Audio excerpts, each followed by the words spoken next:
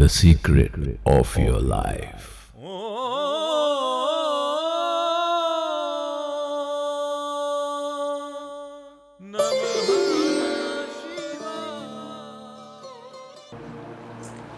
नमस्कार जी, मैं Shifali secret of your life programme में आपका तहे दिल से स्वागत करती हूँ। एक बार फिर से आपके सामने हाजिर हैं एक बड़ा ही इंटरेस्टिंग एपिसोड लेकर। हम किस ज्योतिष पर विश्वास करें। बहुत सारे सोशल मीडिया पर ज्योतिषी हैं, कोई कुछ बता रहा है, कोई उपाय बता रहा है, लेकिन हमारे प्रोफेसर गुरदीप बड़ाज साहब जो है ना, ये वैदिक एस्ट्रोलॉजी करते हैं। तो आइए जानते हैं प्रोफेसर गुरदीप बड़ाज साहब से कि हम वैदिक के अकॉर्डिंग कौन सा उपाय करें, कौन सा उपाय हमारे लिए कारगर है। तो प्रोफेसर साहब, बहुत बहुत स्वागत है आपका इस एपिसोड में। ओम नमः शिवाय। नमस्कार। ओम नमः शिवाय शिवाली जी। ओम नमः शिवाय गुरु जी। प्रोफेसर, आजकल आपको पता ही है सोशल मीडिया में बहुत सारे ज्योतिषी हैं। कोई कहता है कि हम लोग मोली धागा बांधते हैं, जैसे ये तो होता है मंगल कार्य के लिए। वो कहते हैं श्रीम श्रीम श्रीम 3 बार डालो, मोली धागा बांधिए तो पैसा आ जाएगा।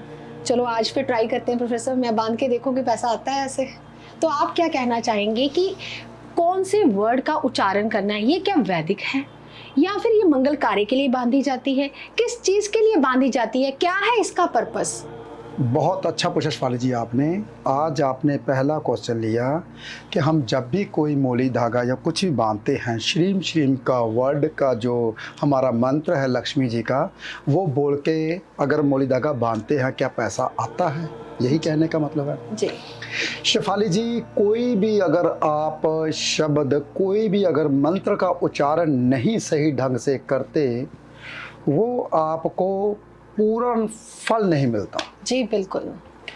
हमेशा इंसान शॉर्टकट में अमीर बनना चाहता है। जी। कई दफ़ा देखा है कि हम जब भी शॉर्टकट रास्ता अपनाते हैं, आगे या तो खड्डे बहुत ज़्यादा होते हैं, जितना शॉर्टकट अपनाने की कोशिश करते हैं उतनी परेशानी आती है। आप तो ट्रैवल करते रहते हो हमारे साथ। हम जब भी शॉर्टकट कहते नहीं, इधर से निकल जाते हैं, वहाँ रश है, तो कहीं ना कहीं हमें प्रॉब्लम आती है।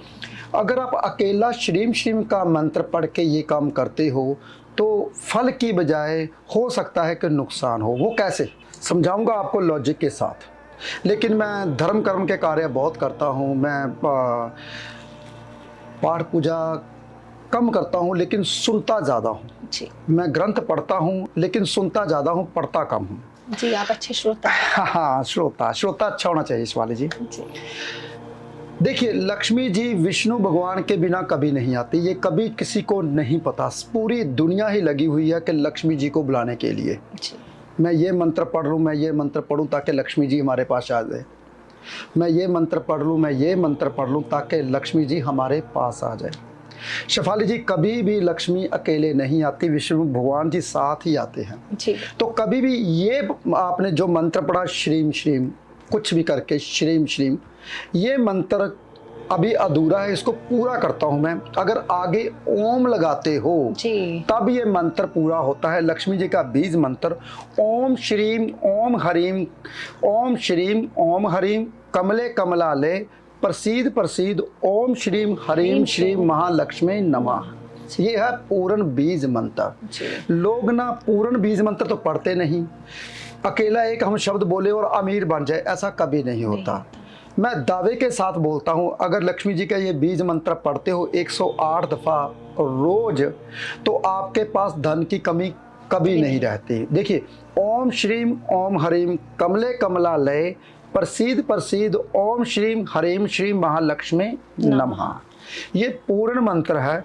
अगर इसको नहीं पढ़ोगे तो कभी लक्ष्मी नहीं आएगी। अकेला श्रीम श्रीम बोलने से लक्ष्मी नहीं आती भाई। आगे ओम का जाप, जब तक विष्णु भगवान को नहीं बुलाओगे लक्ष्मी जी नहीं आएंगे। तो पहले विष्णु भगवान जी का नाम लेने से ओम में ऐसी शक्ति है जिसमें ब्रह्मा विष्णु महेश तीनों ही समाये हुए हैं। तो कोई भी शब्द हम बोलते हैं, कोई भी अगर मंत्र का उच्चारण करते हैं तो आगे ओम जरूर लगाना चाहिए। ये शिफाली जी पूर्ण मंत्र है। अगर ऐसे करते हो तो फिर लक्ष्मी जरूर आती है। ऐसे अधूरे मंत्र पढ़ने से कभी लक्ष्मी जी साथ में नहीं आते। तो प्रोफेसर, ये कितने समय के लिए बोलना चाहिए? क्या मोली धागा रोज बांधना चाहिए या एक बार बंधा हुआ है उसी को रखना चाहिए?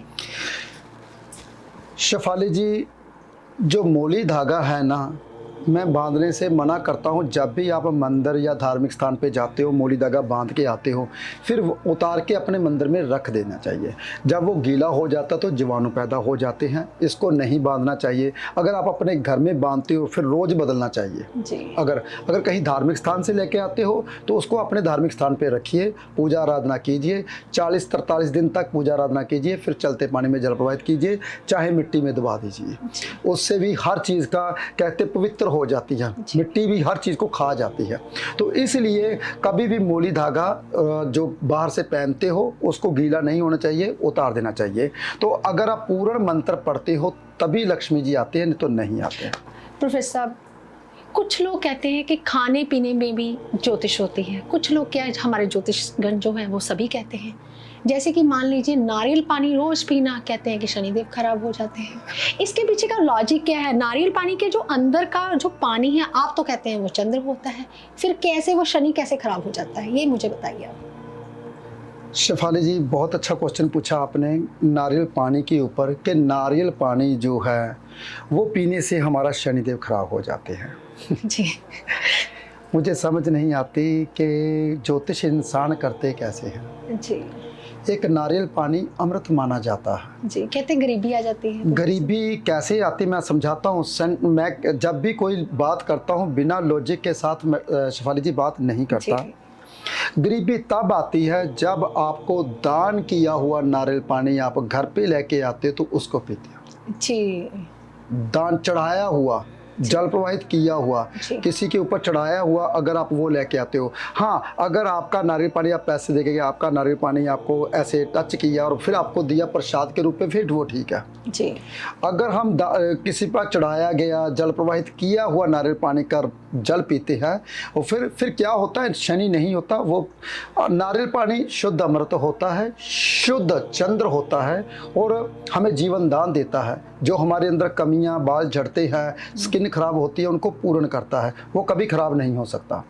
लेकिन जो भी इंसान नारियल को चलते पानी में जल प्रवाहित करते हैं, अपनी जो ऊर्जा है, अपना जो भार है उसके ऊपर डालते हैं, अगर हम वो पीते तो उसका भार हमारे ऊपर आता है बस। जी प्रोफेसर, यहाँ पे मैं बात कर रही हूँ वो नारियल पानी की नहीं, जो जटा वाला होता है जिसे हम श्रीफल बोलते हैं, उसकी बात नहीं कर रही। जो हम लोग आजकल पीते हैं कि पेट की प्रॉब्लम्स दूर होती हैं जिसके साथ, मैं वो बात कर रही हूँ कि अगर हम रोजाना पीते हैं, क्या वो गरीबी का कारक होता है या हफ्ते में सिर्फ 1-2 बार ही लेना चाहिए? शेफाली जी, कभी भी नारियल पानी जो भगवान ने चीज बनाई, नारियल पानी में पानी कैसे आता है पता है आपको? जी। जड़ में से पानी वो पौधा लेता है, वो तने के भीतर जाता है, तने के भीतर पाइप बनती है, उसके भीतर धीरे धीरे पानी बढ़ता रहता है। देखिए, तो वो नारियल पानी कभी भी अच्छा, तो आप बोलते अच्छा नहीं होता, वो बहुत अच्छा होता है। वो नारियल पानी कभी भी खराब नहीं होता, बहुत ज्यादा फायदेमंद होता है सेहत के लिए।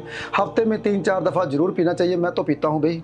अगर उससे गरीबी आती, उससे शनि खराब होता तो ऐसा है तो बात ही गलत है। हाँ, तो ये गलत है कभी भी शेफाली जी। मैं पीता हूँ, रोज पीता हूँ, ऐसा कुछ भी नहीं है।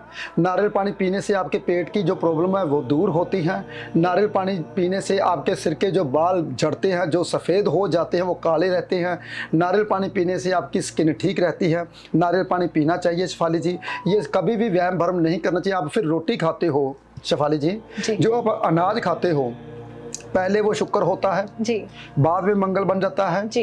जब रोटी ठंडी हो जाती तो क्या बन जाता है पता है आपको? सूर्य और मंगल जी। तो शुक्र बनाया था, सूर्य और मंगल बन गया। पेट जब भरता है तो सूर्य से आता है जी, तो अगर हम ज्यादातर बेही रोटी बन जाती है तो उससे में क्या आ जाता है? शनि भी बीच में आ जाता है जी। बासी रोटी शनि बीच में आ जाता है, तो वो सेहत के लिए अच्छी होती है। तो ऐसे तो फिर हर चीज के ऊपर कहते हो कि दूध, अगर चंद्र दूध होता है, गलत बात अगर मैं ये भी बोलूँ तो जी। देखिए, पूरी दुनिया को पता है चंद्र जो दूध होता है, अगर मैं बोलूं नहीं होता फिर जी। यहाँ पे वो कौन सा दूध चंद्र होता है भाई जी? गाय का। फिर वही बात आ गई शिवाली जी, कच्चा दूध चंद्र होता है। वो उबल जाए फिर वो चंद्र नहीं, चंद्र और मंगल बन जाता है। देखिए, ये देखिए चीजों को कैसे समझना है आपने जी। सब्जी जो लौकी की सब्जी लेते हो, वो कौन सी है? कच्ची। जब पकने के बाद क्या बन जाए? केतु। तो फिर क्या हुआ?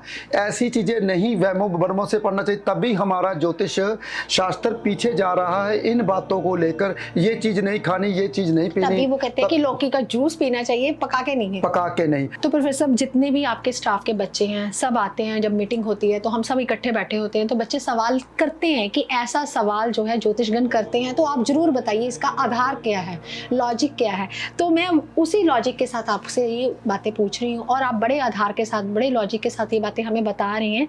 जो अंधविश्वास है ज्योतिष के ऊपर वो आज उठ रहा है। तो प्रोफेसर साहब, आजकल बच्चे क्या करते हैं, बाथरूम गए, नहाने के लिए गए, वॉशरूम गए, साथ में मोबाइल ले जाते हैं। एक तो बाथरूम राहु, एक जो मोबाइल है हमारा वो भी राहु।